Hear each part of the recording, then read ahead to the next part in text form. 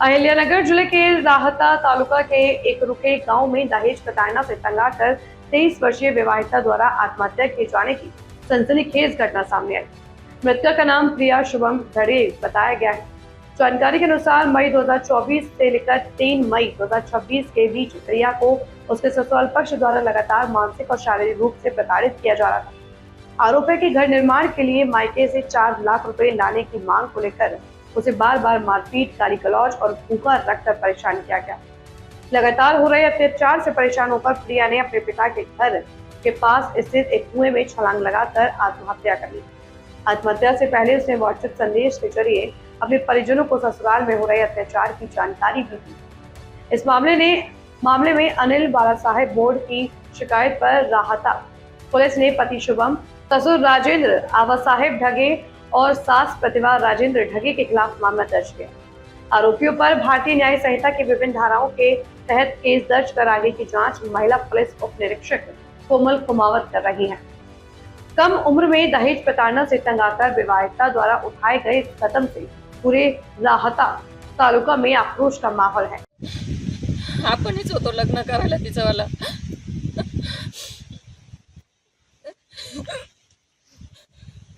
प्रिया ही माझी पुतणी आहे आणि आम्ही तिचं लग्न 17/2/2022 रोजी राहता येथे गोलकमंगल कार्यालयामध्ये करून दिलेलं होतं। पण तो काळ नेमका कोरोना असल्यामुळे ना कमी माणसांमध्ये लग्न करून दिलं आम्ही हे।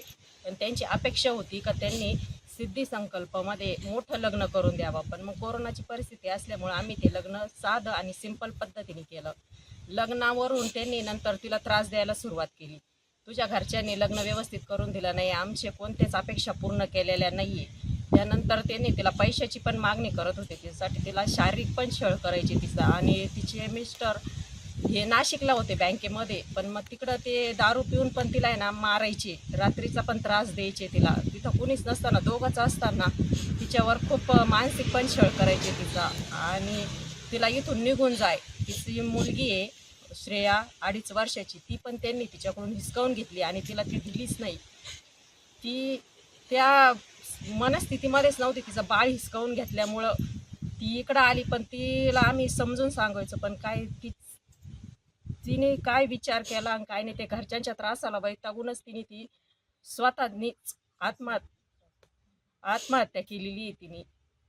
तिची सासू आणि सासरे तिला इकडं पण खूप त्रास द्यायचे, तिकडं पण तिच्या नवऱ्याला काही ना काही सांगायचे फोनवर, तिला त्रास द्यायचे। तिची सासू जास्त त्रास द्यायची तिला आणि नवऱ्याला पण सांगायची का तिला नांदवायचं नाही आहे म्हणून, तिला त्यांच्या घरी नेऊन घाल आणि तिची जी मुलगी आहे ना ती आपल्या इथं ठेवून घे। त्यांनी तिची मुलगी पण तिला शेवटपर्यंत दिलीच नाही।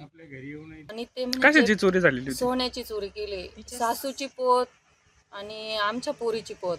आणि भरपूर सोनं असताना फक्त त्याच 2 पोथी गेल्या, बाकीचं सोनं सगळं आहे तिथंच राहिलं। आणि तिला म्हणायचे इनाच घेतली, फक्त ते म्हणायचे काय का गेलं। आम्ही दोघं जण, आम्हाला माहीत झाल्यानंतर आम्ही दोघं तिथं गेलो। आम्ही म्हणलो, तिचे नाना म्हणले का पोलीस कंप्लेंट करू, तर म्हणे नाही करायची म्हणे, आपण इथं पाहू तिथं पाहू।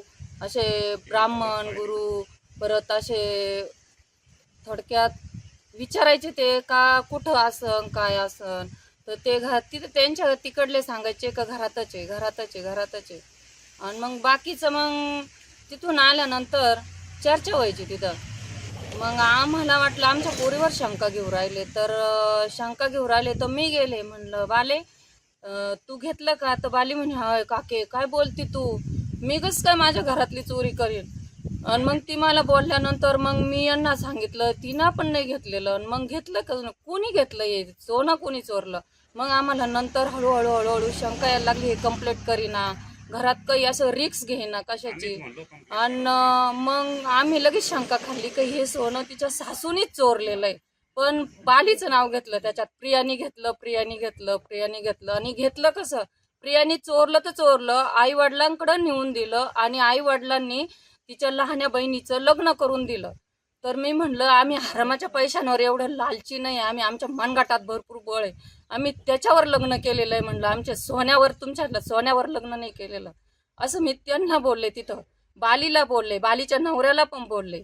आणि मग म्हणे एवढं मी तरी ती न खसली, तर मी म्हणलं बाले तू टेन्शन घेऊ नको, तू घेतलेलं नाही ना, नीट भीड जग, वरमान करून जग, कांढावानी जगू नको, यांना तुझी पण शंका येईल नाही तर, असं मी तिला सांगितलं. आम्हाला 6 वाजले घरी यायला. तिथून आल्यावर मी तिला फोनवर बोलले, बाले तू टेन्शन घेऊ नको, बाले बरं का तू टेन्शन घेऊ नको. तिला सपोर्ट देत राहिलो आम्ही, पण ती खचतच चालली. आणखीन तिच्या तोंडा पुढं डायरेक्ट म्हणायचं प्रियाने चोरलं, प्रियाने चोरलं. ते खचायची ती.